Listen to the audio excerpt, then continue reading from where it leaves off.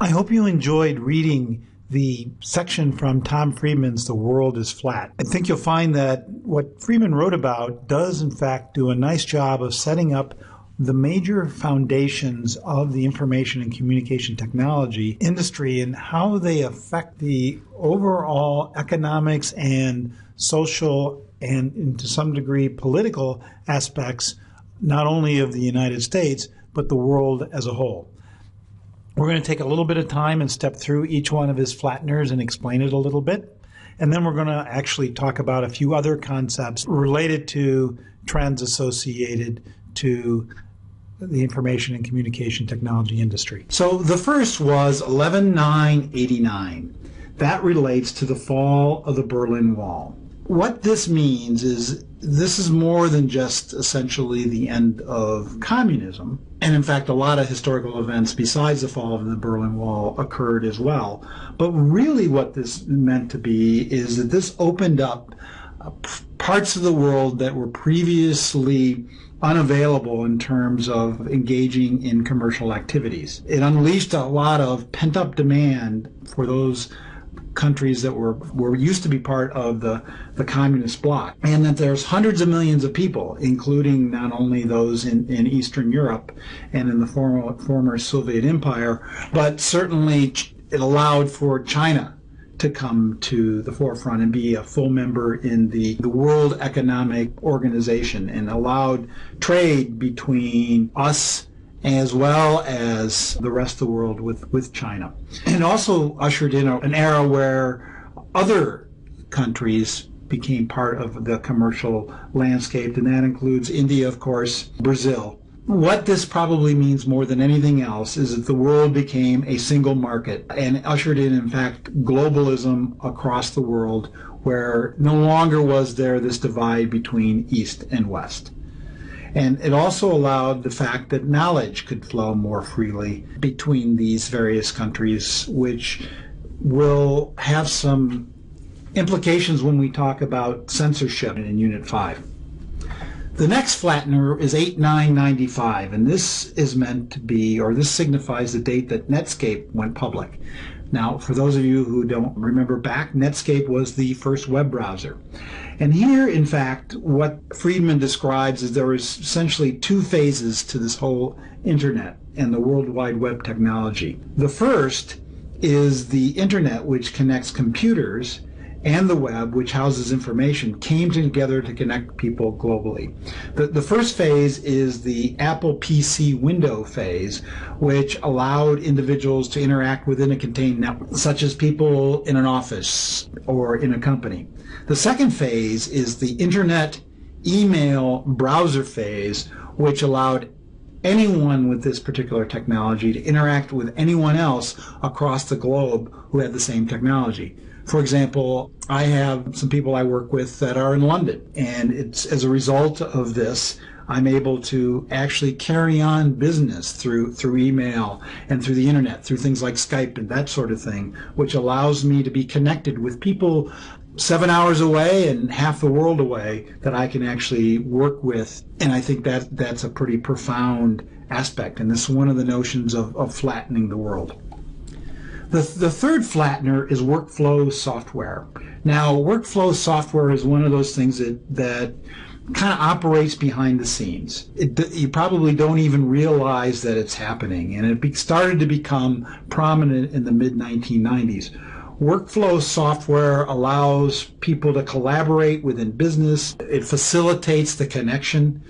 So this whole notion of being able to work with one another in this software environment. And the other thing that it did is, what workflow did is implemented these standards such as XML, HTML, HTTP, and other types of protocols that eliminated the quote Tower of Babel approach, where computers could actually talk to each other, and in fact we all can essentially speak the same language. The fourth flattener is open source, and open source essentially allows individuals or communities of individuals to put information on the web. What we're able to do is it allows people to work together to produce really complex things with less hierarchy. The whole notion of open source is that we can contribute and collaborate in an open environment where you really don't know who you're collaborating with, but you can do work and make things better. Open source software is a great example of this, and we'll talk about that more in week 5. But things like that we use every day, probably like Wikipedia, is another example of an open source type of environment. But what this does is, in this whole open source thing, allows people to participate in a community, to be heard, if you will, to work together to produce something that individually would not be able to produce, and really drive synergy throughout the web and actually produce things of value working with other people that you really don't even know but are a part of a community. The fifth flattener is outsourcing, and this is basically the confluence of two things. It brought together the knowledge workers from other parts of the globe, specifically India, that allowed them to now work with companies half a world away. The other thing that helped with this is the prevalence of a lot of low-cost bandwidth. So companies like Level 3 and others developed bandwidth, put cable across the oceans, across the Pacific and across the Atlantic, that allowed for the ability for knowledge workers to work across the world.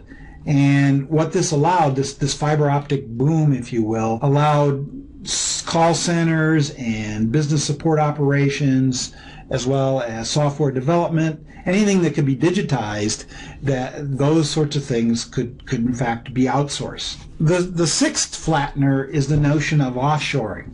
Now, offshoring is when a company moves one of its factories to another country, not just simply a specific task as with outsourcing, but in fact the whole operation, the whole factory moves across to another country. China joined the World Trade Organization in 2001. This allowed China to become a major manufacturer, but it also forced China to comply with international laws and standard business practice, gave some assurance to investors that establishing factories in China would be financially beneficial. And I think we all know about how, in fact, many of the technological devices like iPhones and iPads and computers are made in China, and we benefit from lower costs of labor. The seventh flattener is supply chain. And supply chain is essentially a way in which organizations can collaborate horizontally, which means suppliers and retailers and customers can develop this horizontal chain that allows to bring out better value, better goods and services. Walmart is the world's biggest retailer and probably one of the best examples of the whole supply chain model. Walmart doesn't make anything, but what they are is Walmart is essentially hyper efficient in operating a supply chain. For example, during the Christmas season, Hewlett-Packard HP sells 400,000 computers each day through Walmart's 4,000 stores. And to be able to keep these goods stocked on the shelves, think about the last time, if you've ever gone to Walmart, if you've ever gone there looking for something, have ever you not found it? And you can see the same sort of supply chain efficiencies operate in grocery stores, in home improvement stores such as Lowe's or Home Depot. But think about how the whole notion of supply chain is that from a point of sale, from when a customer buys a product, that information accumulates all the way upstream through the store's information systems to its retailers, so that it knows when to stock the shelves with what. It also signals to the suppliers how many goods need to be manufactured, and in fact moves back up the chain even further to the supplier's suppliers, so the raw materials can be provided to the supplier in the appropriate time, and makes this whole process more efficient.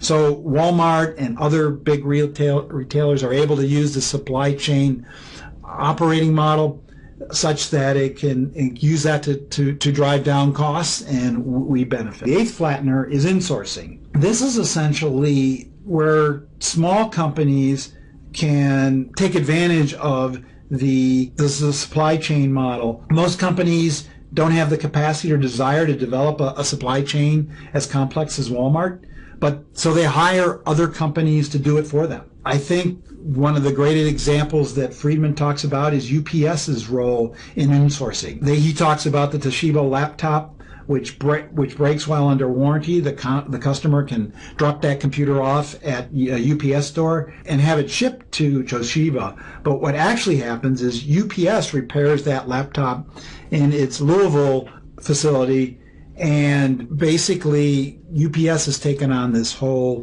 process. Many companies use insourcing to manage copiers and reproduction activities.